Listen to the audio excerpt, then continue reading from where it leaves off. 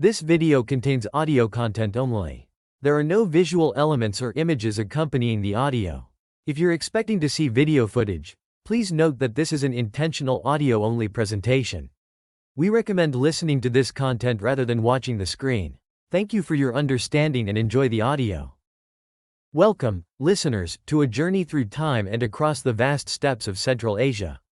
Today, we're delving into a topic that's as fascinating as it is disturbing: the slave trade of Bukhara.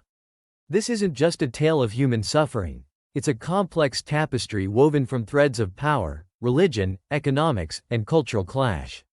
As we explore this dark chapter of history, we'll uncover how it shaped not just the region, but had far-reaching impacts on global politics and trade. 1. Introduction to Bukhara: Geography, Origins, and Historical Significance. Bukhara, now a city in modern-day Uzbekistan, sits in the heart of Central Asia. Picture a landscape of endless steppes, punctuated by towering mountain ranges and cut through by life-giving rivers. This is where Bukhara grew, fed by the waters of the Zirivshen River, an oasis in a harsh land. Its strategic location made it a natural crossroads for trade routes connecting China, India, Persia, and the Mediterranean world. The origins of Bukhara stretch back into the mists of time. Archaeological evidence suggests settlement in the area as far back as the 6th century BCE. But it was under the Samanid Empire in the 9th and 10th centuries CE that Bukhara truly flourished, becoming a center of Islamic culture and learning. Scholars, poets, and theologians flocked to its madrasas and mosques. The city gave birth to luminaries like Avicenna, the father of modern medicine, and al-Bukhari, compiler of the most trusted collection of hadith in Sunni Islam. Bukhara's significance in world history cannot be overstated. It was a key node on the Silk Road, that vast network of trade routes that connected east and west for centuries. Caravans laden with silk, spices, and precious stones would stop in Bukhara, making it a cosmopolitan melting pot of cultures and ideas. The city's bazaars were renowned throughout the Islamic world, drawing merchants from as far away as India and China. But Bukhara wasn't just a commercial center. It was also a spiritual and intellectual powerhouse. The city was known as Bukhara-i-Sharif, Noble Bukhara, a testament to its status as a center of Islamic learning. Its madrasas produced some of the most influential scholars in Islamic history, and its libraries housed countless precious manuscripts. The political history of Bukhara is equally fascinating. Over the centuries, it was ruled by a succession of dynasties, each leaving its mark on the city's culture and architecture. From the Samanids to the Karakhanids, from the Mongols to the Timurids, and finally to the Uzbek Shaybanids and Manjits, Bukhara was a prize sought after by every major power in Central Asia. 2. The rise of the Bukharan slave trade: Origins and Historical Context. With great wealth and power came darker undertones. The slave trade in Bukhara didn't spring up overnight. It was a gradual process, intertwined with the city's growth as a trade hub. As caravans brought silks from China and spices from India, they also brought human cargo. Initially, slaves were just another commodity among many. But as demand grew, particularly for military slaves and concubines, Bukhara's role in the slave trade expanded. The rise of the Bukharan slave trade can be traced to several factors. First, its location. Bukhara sat at the intersection of several major trade routes, making it an ideal marketplace for all goods, including humans. Second, the Islamic conquest of Central Asia in the 8th century introduced new religious justifications for slavery, particularly the enslavement of non-Muslims. Third, the constant warfare between various Central Asian khanates and with neighboring powers like Persia provided a steady supply of captives to be sold into slavery. By the 16th century, under the rule of the Shaybanid dynasty, Bukhara had become one of the primary slave markets in the Islamic world. The trade reached its zenith in the 18th and 19th centuries under the Mangite dynasty. It was during this period that Bukhara gained its notorious reputation as a hub for the slave trade, a reputation that would eventually draw the attention and ire of expanding European powers, particularly Russia. The historical context of the Bukharan slave trade is crucial to understanding its development. The 16th to 19th centuries saw a period of intense political fragmentation in Central Asia. The once mighty Timurid Empire had fractured into competing khanates, each vying for supremacy. This constant state of warfare provided a steady stream of captives to feed the slave markets. At the same time, the decline of the traditional Silk Road trade routes due to the rise of maritime commerce led to economic pressures in Central Asia. The slave trade became an increasingly important source of revenue for rulers struggling to maintain their power and wealth in a changing world. The nature of the slave trade in Bukhara was also shaped by its geography. The vast, sparsely populated steppes to the north and west of the city were ideal raiding grounds for nomadic groups like the Turkmen and Kazakhs. These groups would conduct regular raids into Persian and Russian territory, capturing people to sell in the Bukharan markets. It's important to note that slavery had long been a part of Central Asian society, as it had been in many parts of the world. What set the Bukharan trade apart was its scale and its international character. Slaves in Bukhara came from a wide range of ethnic and religious backgrounds: Persians, Russians, Armenians, Georgians, and others. This diversity reflected Bukhara's position at the crossroads of civilizations. The rise of the Bukharan slave trade was also facilitated by a complex network of middlemen and transporters. Turkmen raiders might capture slaves, but it was often Kazakh or Uzbek traders who would transport them across the steppes to Bukhara. This network extended far beyond Central Asia, with slaves from Bukhara sometimes being resold in markets as far away as the Ottoman Empire. 3. The scale and brutality of Bukhara's slave markets.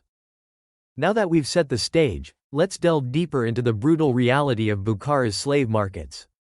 Imagine yourself transported back in time, standing in the bustling bazaar of 19th century Bukhara. The air is thick with the scent of spices and the clamor of 1,000 voices haggling in a dozen languages.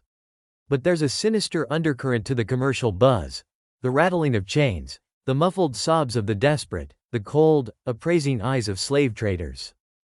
The scale of the slave trade in Bukhara was staggering. By some estimates, in the early 19th century, up to 200,000 slaves were sold annually in the markets of Bukhara and neighboring Khiva. These weren't just numbers on a ledger. Each represented a human life torn from home and family, reduced to a commodity to be bought and sold. The brutality of the trade was evident from the moment slaves arrived in the city. Often, they had endured grueling journeys across the steppes or deserts, chained together, with little food or water. Many didn't survive the trip. Those who did were immediately put on display in the slave markets. One of the most chilling aspects of the Bukharan slave markets was the method of display and sale. Slaves were often exhibited in niches cut into the walls of passageways. Potential buyers would walk along these human galleries, examining the merchandise as if they were selecting livestock. The slaves, stripped nearly naked, were subjected to humiliating inspections. Buyers would check their teeth, prod their muscles, and test their strength and agility. The cruelty didn't end with the sale. Slaves in Bukhara faced a harsh existence. Many were put to work in the agricultural fields surrounding the city, laboring under the scorching Central Asian sun. Others were used for domestic service, their lives consumed by the whims of their masters. Some, particularly women and children, faced sexual exploitation in the harems of the wealthy. But perhaps the most notorious aspect of Bukharan slavery was the treatment of Russian slaves. The capture and enslavement of Russians became a major point of contention between Bukhara and the expanding Russian Empire. Russian slaves were particularly prized for their fair skin and were often sold at higher prices. Many were forced to convert to Islam, adding a layer of religious persecution to their ordeal. The brutality of the slave markets extended to punishment as well. Slaves who attempted to escape or resist were dealt with harshly. Public executions were common, serving as a deterrent to others who might consider rebellion. One of the most feared punishments was being thrown from the top of the Kalyan minaret, a 45-meter-tall tower in the center of Bukhara. This practice was so common that the tower gained the grim nickname, Tower of Death. Yet, even in this dark system, there were occasional glimpses of humanity. Some slaves, particularly those with valuable skills, could earn money and eventually buy their freedom. Others formed deep bonds with fellow slaves, creating a subculture of mutual support and resistance within the brutal system. The scale of the Bukharan slave trade was such that it had significant demographic impacts on the region. Entire villages in Persia were depopulated by slave raids. The Russian frontier was pushed back as settlers fled the constant threat of capture. Meanwhile, Bukhara's population swelled with a diverse mix of enslaved peoples from across Eurasia. The brutality of the trade was not just physical but psychological as well. Many slaves were children, torn from their families at a young age. The trauma of enslavement, coupled with the forced conversion to Islam that many experienced, led to a profound loss of identity.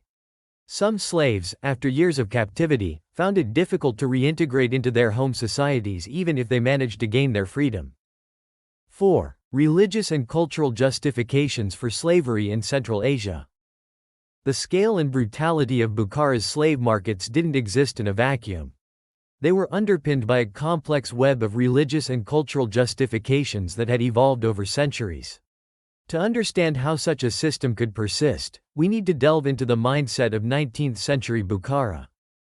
At the heart of the justification for slavery in Bukhara and much of the Islamic world was a particular interpretation of religious law. Islamic jurisprudence generally prohibited the enslavement of fellow Muslims. However, it allowed for the enslavement of non-Muslims captured in war or jihad. This created a theological loophole that slave traders in Bukhara were quick to exploit. The rulers of Bukhara, like many Islamic states of the time, saw themselves as defenders of the faith. Raids on neighboring non-Muslim territories were often framed as jihad, holy war. This not only provided a steady supply of slaves but also cloaked the brutal practice in a veneer of religious righteousness. Captives were given a choice: convert to Islam or be enslaved. Many chose conversion, but this didn't always guarantee freedom. It's crucial to note that this interpretation was not universally accepted within the Islamic world. Many scholars argued against such practices, pointing to Quranic verses that encouraged the freeing of slaves as an act of piety. However, in Bukhara, where the slave trade was so economically important, these dissenting voices were often silenced. The cultural justifications for slavery went beyond religion. There was a deeply ingrained belief in the natural inequality of humans. The idea that some people were born to rule and others to serve was not unique to Bukhara but was particularly entrenched in its hierarchical society. This worldview made it easier to rationalize the dehumanization of slaves. Furthermore, slavery had been a part of Central Asian culture for so long that it had become normalized. Many people in Bukhara, even those who weren't wealthy enough to own slaves themselves, saw the institution as a natural part of the social order. This cultural acceptance made it difficult for reformers to gain traction. The justifications for slavery also had a racial component. Slaves from different regions were valued differently based on stereotypes about their physical attributes and temperaments. Persian slaves, for instance, were often prized for their perceived refinement and were frequently used in domestic roles. Russian slaves, as mentioned earlier, were valued for their fair skin and were often subjected to sexual exploitation. Interestingly, the religious and cultural justifications for slavery in Bukhara created some paradoxes. For instance, while Islamic law prohibited the enslavement of Muslims, the reality was more complex. Many slaves were nominally Muslim, having converted under duress. This led to theological debates about the validity of such conversions and whether these slaves should be freed. Another paradox lay in the treatment of children born to slaves. According to most interpretations of Islamic law, a child born to a free father and a slave mother should be considered free. However, in practice, such children were often raised as slaves, perpetuating the cycle of bondage. The religious and cultural justifications for slavery in Bukhara were not static. They evolved over time, adapting to changing circumstances. For instance, as pressure from Russia increased in the 19th century, some Bukharan theologians began to argue more forcefully for the freeing of Russian slaves, not out of moral considerations, but as a political expedient to avoid conflict with the growing power to the north. These justifications, however deeply entrenched, were ultimately unable to withstand the tide of changing global attitudes towards slavery. As we'll see in our next section, it would take external pressure, particularly from Russia, to finally bring an end to the official slave trade in Bukhara. 5. Russia's role in abolishing Central Asian slavery. As we've seen, the slave trade in Bukhara was deeply entrenched, supported by religious and cultural justifications that had evolved over centuries. However, by the 19th century, a new player had entered the scene, one that would ultimately spell the end of this brutal institution: the Russian Empire. Russia's involvement in Central Asia, and specifically its role in abolishing slavery in Bukhara, is a complex tale of imperial ambition, diplomatic maneuvering, and genuine humanitarian concern. It's a story that illustrates how the fight against slavery could be both a moral crusade and a tool of imperial expansion. Russia's interest in Central Asia had been growing since the 18th century. The region was seen as a potential buffer against British expansion from India, part of the so-called Great Game between the two empires. However, it was the issue of Russian slaves in Bukhara that provided the immediate pretext for intervention. Throughout the early 19th century, thousands of Russians had been captured by Kazakh and Turkmen raiders and sold into slavery in Bukhara and other Central Asian khanates. These were not just soldiers captured in battle, but also civilians, fishermen from the Caspian Sea, settlers from the Russian frontier, even shipwrecked sailors. The plight of these slaves became a cause célèbre in Russian society, with newspaper articles and popular literature painting harrowing pictures of their suffering. The Russian government made several diplomatic attempts to secure the release of these slaves. In 1820, a Russian envoy, Alexander Negri, was sent to Bukhara with the primary mission of negotiating the release of Russian slaves. While he secured the freedom of some, many remained in bondage, and the slave trade continued unabated. It was clear that diplomacy alone would not be enough. In the 1860s, under Tsar Alexander II, ironically known as the Tsar Liberator, for his emancipation of the Russian serfs, Russia began a more aggressive policy of expansion into Central Asia. Military expeditions were launched, ostensibly to protect Russian interests and rescue Russian slaves, but with the ultimate goal of bringing the region under Russian control. The campaign culminated in 1868 with the Russian conquest of Samarkand, bringing them to the doorstep of Bukhara. The Emir of Bukhara, Muzaffar al-Din, was forced to sign a treaty making Bukhara a Russian protectorate. One of the key provisions of this treaty was the abolition of the slave trade. However, the initial abolition was more on paper than in practice. Many slave owners simply redefined their slaves as servants or apprentices. It would take continued Russian pressure over the next few years to make the abolition more effective. In 1873, a new treaty was signed that more explicitly banned slavery and the slave trade. The Russian role in abolishing slavery in Bukhara was not without its contradictions. While genuinely motivated in part by humanitarian concerns, it was also a tool of imperial expansion. The Russians presented themselves as liberators, using the abolition of slavery as a justification for their conquest. This narrative conveniently ignored the fact that serfdom, a form of unfree labor not dissimilar to slavery, had only recently been abolished in Russia itself. Moreover, while the official slave trade was ended, many former slaves found themselves in economic conditions not much better than before. Some even voluntarily returned to their former masters, unable to support themselves in freedom. The Russian authorities, more concerned with maintaining political control than with the welfare of former slaves, did little to address these issues. Despite these contradictions, the Russian-led abolition of slavery in Bukhara was a significant moment in the history of Central Asia. It marked the end of centuries of institutionalized slave trading and forced Bukharan society to begin the long, difficult process of adapting to a world without slavery. The impact of abolition was felt far beyond Bukhara. It sent shockwaves through the entire region, signaling that the old order was crumbling in the face of European expansion. Other Central Asian khanates, seeing the fate of Bukhara, began to reconsider their own slaveholding practices. In the end, Russia's role in abolishing slavery in Bukhara is a complex legacy. It undoubtedly brought an end to a brutal institution, freeing thousands from bondage. At the same time, it was part of a larger process of imperial expansion that would bring its own forms of exploitation and oppression. Like so much in history, it's a story that resists simple moral judgments, reminding us of the complex interplay between humanitarian ideals and political realities. 6. Slave experiences and resistance in Bukhara. As we've explored the brutal realities of the Bukharan slave markets and the complex justifications for slavery, it's crucial that we don't lose sight of the human beings at the center of this dark chapter in history. The slaves of Bukhara were not merely passive victims, but individuals who struggled, resisted, and sometimes even managed to carve out spaces of autonomy within the oppressive system that sought to dehumanize them. Let's start with the journey into slavery. For many, it began with violent raids on their villages. Turkmen and Kazakh nomads would sweep down on Persian or Russian settlements, capturing anyone they could. The journey to the slave markets of Bukhara was often as brutal as the slavery itself. Captives were forced to march across the harsh Central Asian deserts and steppes, chained together, with little food or water. Many didn't survive the journey. Those who did arrived in Bukhara traumatized, exhausted, and facing an uncertain future.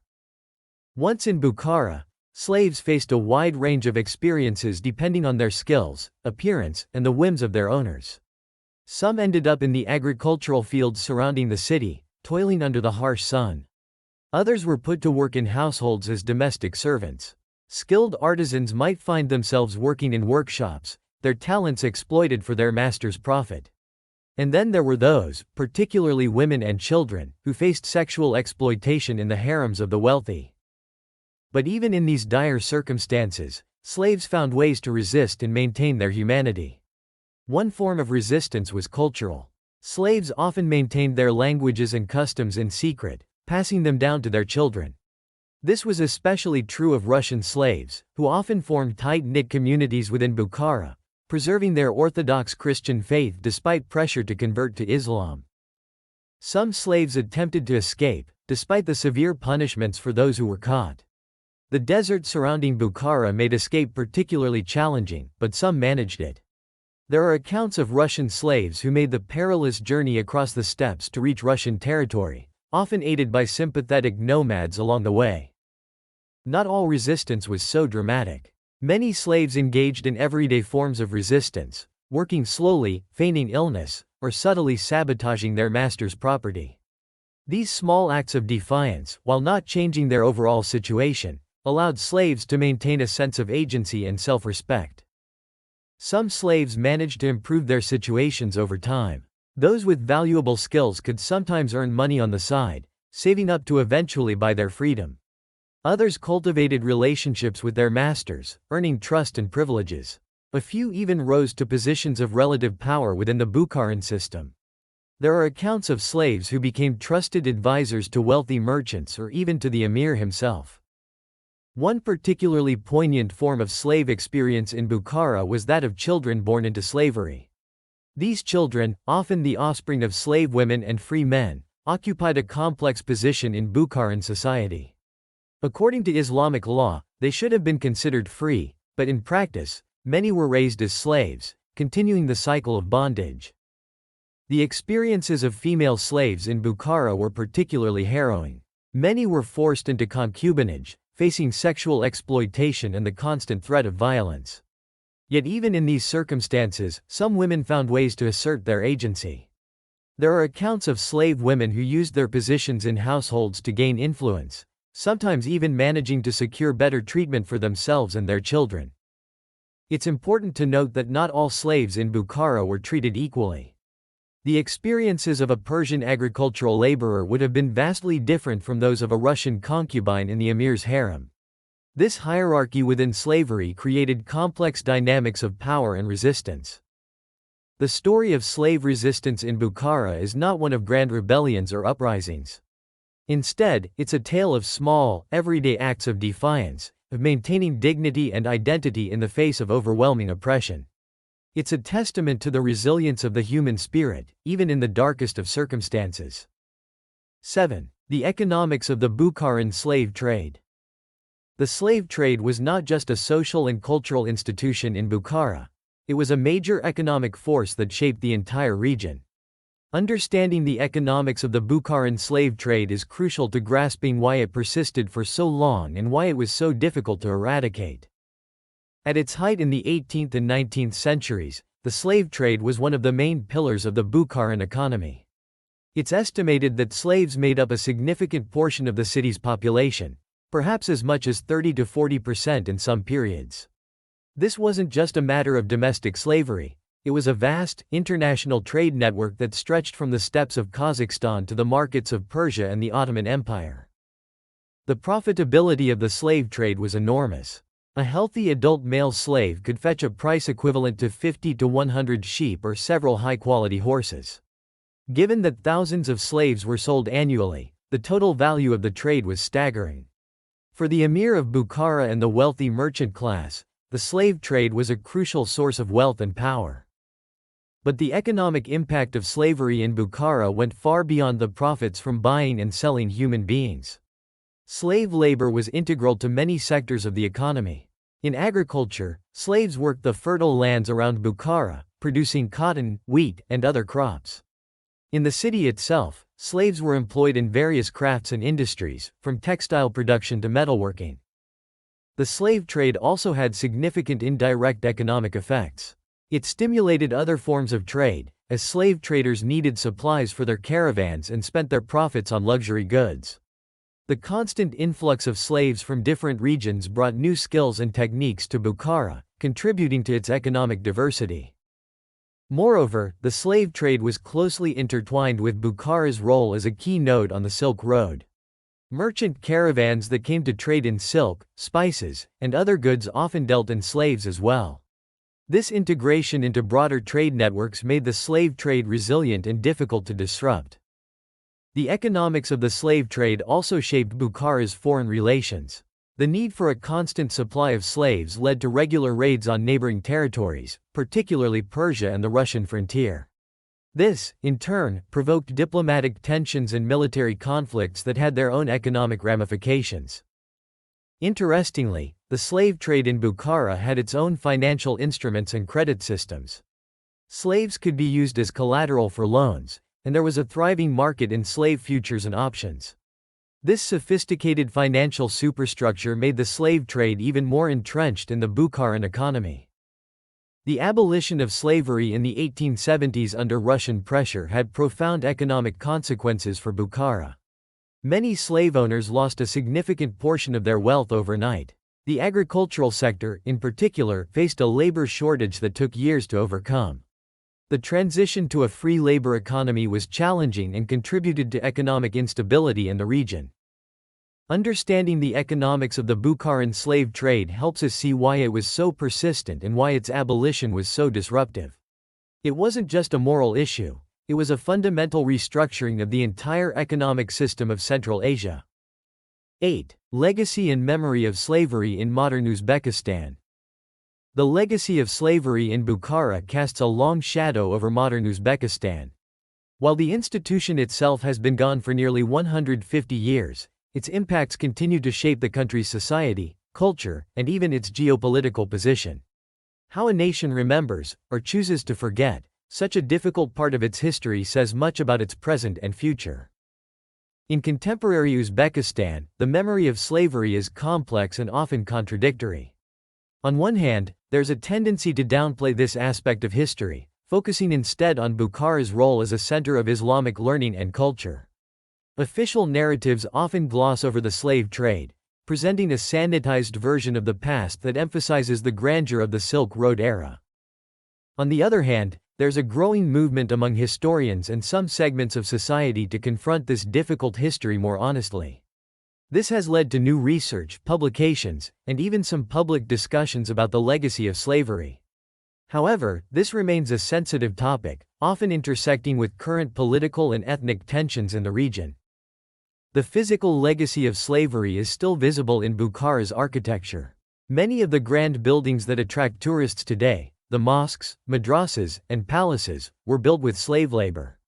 The famous Kalyan minaret, once used for executing slaves, still stands as a silent witness to this brutal past. These structures now serve as both tourist attractions and uncomfortable reminders of the human cost of Bukhara's golden age. The demographic impact of the slave trade is another enduring legacy. Centuries of bringing in slaves from various regions resulted in a diverse genetic makeup in modern Uzbekistan. Many Uzbeks today have ancestors who were brought to the region as slaves. This has contributed to the country's ethnic and cultural diversity, but it also complicates questions of identity and belonging. The abolition of slavery, while morally necessary, had long-lasting economic repercussions. The sudden loss of slave labor disrupted traditional economic structures, contributing to a period of decline that Uzbekistan is still recovering from. This economic legacy intertwines with the broader history of Russian and Soviet domination, making it difficult to disentangle the specific impacts of the end of slavery from other historical forces. In terms of social structures, the legacy of slavery continues to influence class dynamics in Uzbekistan. While the old slave-owning elite no longer exists as such, patterns of social stratification established during the slave era have proven remarkably persistent. This is particularly evident in rural areas, where land ownership patterns still reflect historical inequalities. The memory of slavery also plays a role in Uzbekistan's international relations. The country's historical position as a slave trading center complicates its relationships with neighbors like Iran and Russia, whose people were once enslaved in large numbers in Bukhara. While this history is rarely discussed openly in diplomatic contexts, it forms part of the complex historical backdrop against which modern relationships are negotiated. In education and public discourse, the treatment of slavery remains a challenge. School curricula tend to minimize discussion of this aspect of history, focusing instead on more positive aspects of Uzbekistan's past. This selective remembering raises questions about historical truth and national identity that the country is still grappling with. There are, however, signs of change. Some museums in Bukhara have begun to include exhibits on the slave trade, presenting a more balanced view of the city's history. Academic research on the topic is increasing, both within Uzbekistan and internationally. These efforts to confront the past more honestly may pave the way for a deeper understanding of this complex history.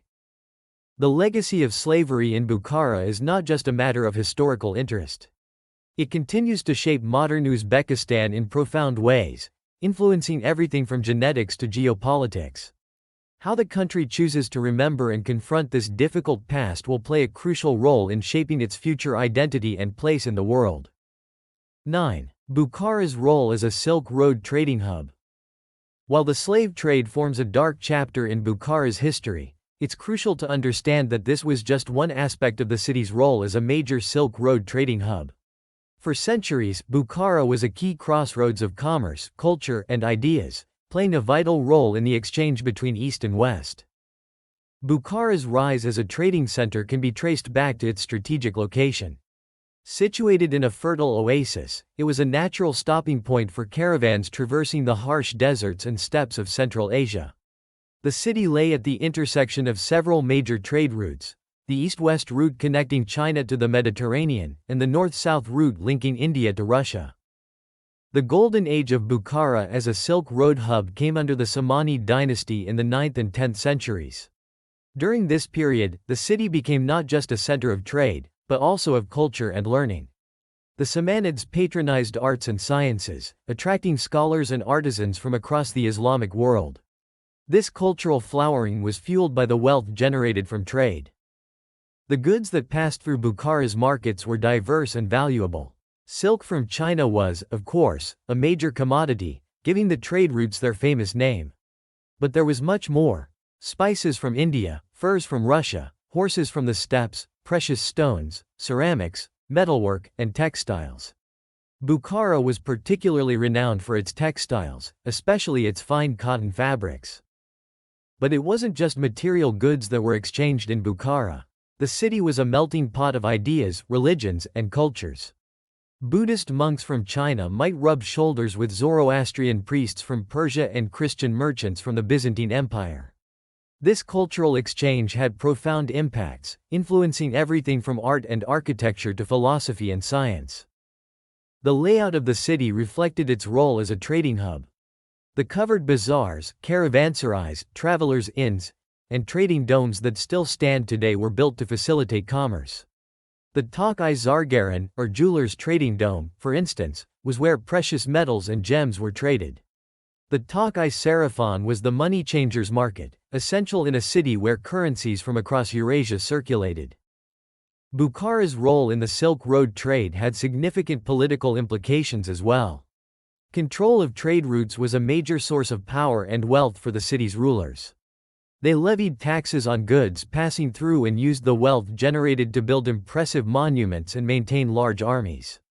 The city's strategic importance also made it a target for conquest by various empires seeking to control the lucrative trade routes. The Silk Road trade through Bukhara wasn't just about luxury goods for the elite. It had a profound impact on the daily lives of ordinary people. New crops and agricultural techniques spread along the trade routes, changing diets and farming practices. Technological innovations, from papermaking to metallurgy, diffused across Eurasia via these networks of exchange. However, Bukhara's golden age as a Silk Road hub didn't last forever. The rise of maritime trade routes in the 15th and 16th centuries began to undermine the importance of the overland Silk Road. While Bukhara remained an important regional center, its global significance declined. This economic shift was one of the factors that contributed to the growing importance of the slave trade in later centuries, as the city's rulers sought new sources of wealth. Despite this decline, Bukhara's legacy as a Silk Road hub lives on. The architectural marvels built during its heyday still stand, drawing tourists from around the world. The city's diverse cultural heritage, shaped by centuries of exchange, remains a defining feature of modern Uzbekistan. And in recent years, there have been efforts to revive the Silk Road concept through initiatives like China's Belt and Road Project, potentially bringing new opportunities to this ancient crossroads of civilizations. Bukhara's history as a Silk Road trading hub is a reminder of the power of commerce to shape societies and facilitate cultural exchange. It stands as a testament to the interconnectedness of human civilizations, even in ages long before modern globalization. Understanding this aspect of Bukhara's past is crucial to fully appreciating the complex tapestry of its history, including the darker threads of the slave trade. As we conclude our journey through the history of Bukhara and its infamous slave trade, it's important to reflect on the broader implications of this complex and often disturbing chapter in human history. First and foremost, the story of Bukhara's slave trade reminds us of the dark underbelly of economic prosperity. While Bukhara flourished as a center of trade and culture, this wealth was built in part on the suffering of countless enslaved individuals. It's a stark reminder that economic systems, no matter how sophisticated, can be vehicles for profound human rights abuses. Secondly, the religious and cultural justifications for slavery in Bukhara highlight the danger of using ideology to rationalize inhumane practices. It shows how even great civilizations can twist their highest principles to justify their lowest actions. This serves as a cautionary tale for our own times, reminding us to always question systems of thought that dehumanize others. The role of external powers, particularly Russia, in ending the slave trade underscores the complex nature of humanitarian interventions. While the abolition of slavery was undoubtedly a positive development, it came hand in hand with imperial conquest and a new form of subjugation. This complexity challenges us to think critically about the motives and methods of those who claim to act in the name of human rights.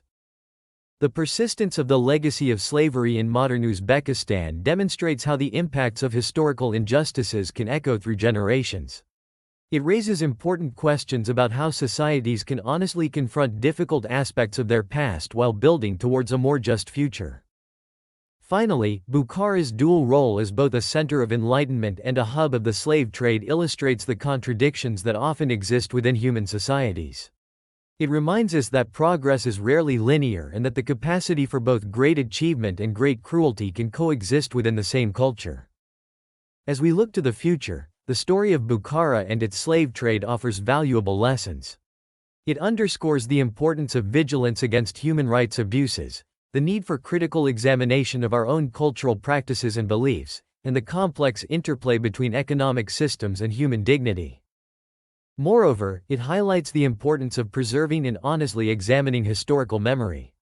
By confronting the full complexity of our past, including its darkest chapters, we can hope to build more just and equitable societies in the present and future. The story of Bukhara is not just a tale of a distant time and place. It's a mirror that reflects universal human struggles with power, morality, and the treatment of our fellow human beings. As we face contemporary challenges like human trafficking and modern forms of slavery, the lessons of Bukhara remain painfully relevant. In closing, I encourage you, our listeners, to reflect on these issues. How do we balance economic prosperity with human rights? How do we confront the dark chapters of our own histories? What lessons can we draw from the past to create a more just world today? I invite you to share your thoughts and questions in the comments below.